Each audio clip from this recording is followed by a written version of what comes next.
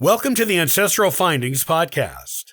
Today, we continue our story of the lost treasure of Francis Wainwright with Chapter 9, Finding Francis's Chest.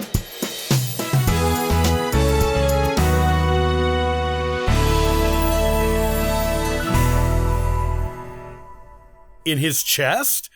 Adam asked, confused. Like his actual chest? The prospect of grave robbing did not sit well with James, who just muttered, No way, not doing it, forget it, while shaking his head. That would have been really hard to accomplish in the 1600s, Grace pointed out. Since men's shirts didn't typically have front pockets then, someone in the family would have had to put the treasure underneath his clothing, in a way other mourners wouldn't notice.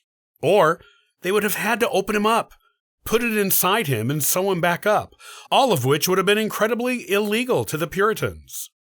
They could have executed anyone in the family who participated in desecrating a corpse. Too risky, which makes it highly unlikely. We're probably talking more about a metaphor here. Besides, Emily said, if it were as easy as digging up Francis's body, surely someone in the know would have done it in the generations of his children or grandchildren. Physicians sometimes raided graveyards for bodies to experiment on back then, so it wouldn't have been too hard for them to get away with it. New Englanders were a superstitious bunch until around the American Revolution. Just look at the Salem witch trials. Even if we could get permission from the city of Ipswich to dig there, which is highly unlikely, even with all this evidence and generations' worth of work, it's entirely probable we would find the treasure has already been found and removed centuries ago. Depending on how into family history and relics the treasure seekers were, Francis himself might not even be there anymore. Ooh, gross, Christine said, grimacing. Don't say that, Emily. It's just creepy. Okay, let's assume the treasure is not, in fact, in Francis's literal chest. If it's something he truly wanted to protect, having it buried with him wasn't exactly the most secure way of hiding it for the times, and he probably knew it.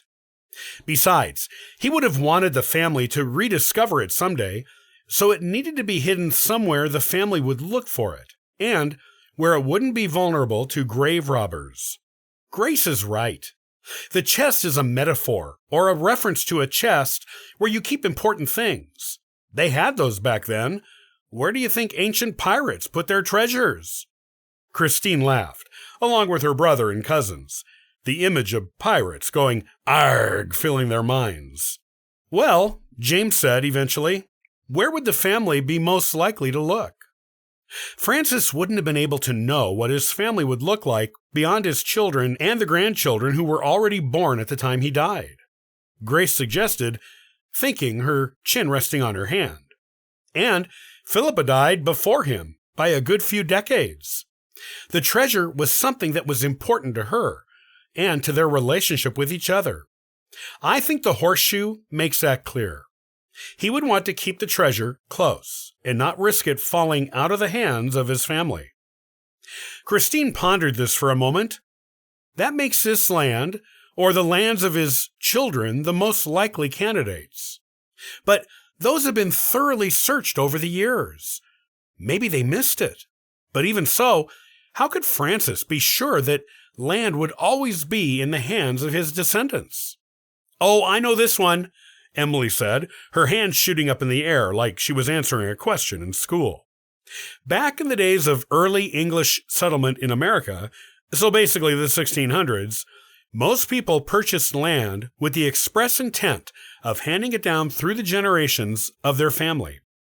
Unless they sold it themselves, they usually intended it to always be in their family, as a legacy, and part of the benefit of being among the first of the English to come to North America. I even read a story once, a true one, mind you, of a house built in the 1600s, right here in Massachusetts, that stayed in the same family that built it for 8 generations. Right there on the wall of the house was the will of the original builder, cursing any generation who sold the house. It was finally sold about 20 or 30 years ago because the newest generation didn't believe the superstition and didn't feel the sentimental attachment to the house the other ones did. Francis may very well have believed with utter conviction that his family would always have his land. And his kids all had land given to them out of Francis's original parcel, Adam remembered. That means it was all basically Francis's land, James exclaimed. So it has to be on land he or his kids owned, right? But in a protected place, Christine mused.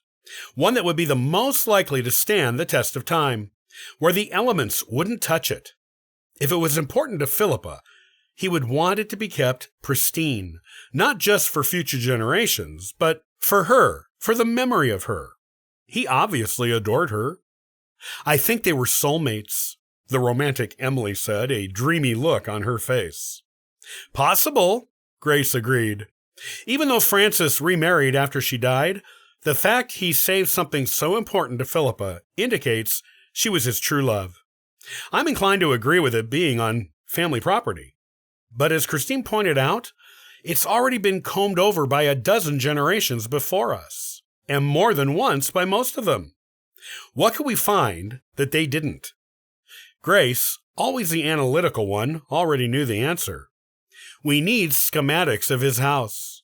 If the treasure was that important to him, and more importantly to Philippa, he wouldn't have put it outside. Even the most waterproof container available in the 1600s would be vulnerable to the elements, even underground or in a tree. He wouldn't have left it with one of his children either.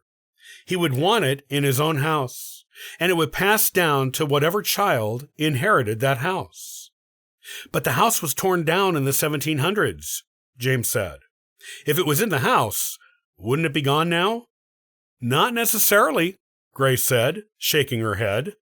It could be in the cellar, in or under the foundation of the house, or in a hidden part of the house that might have survived to be used in newer construction, or kept as a relic by a descendant or a museum. And the remnants of the cellar and foundation are still there. We need either plans for the house, a drawing of it, along with the interior, or a contemporary description of it.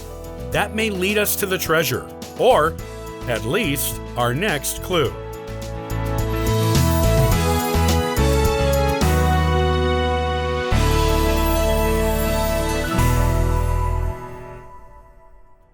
Thanks for listening to the Ancestral Findings Podcast. Looking for free resources to help you in your genealogy research? Visit ancestralfindings.com for more helpful information.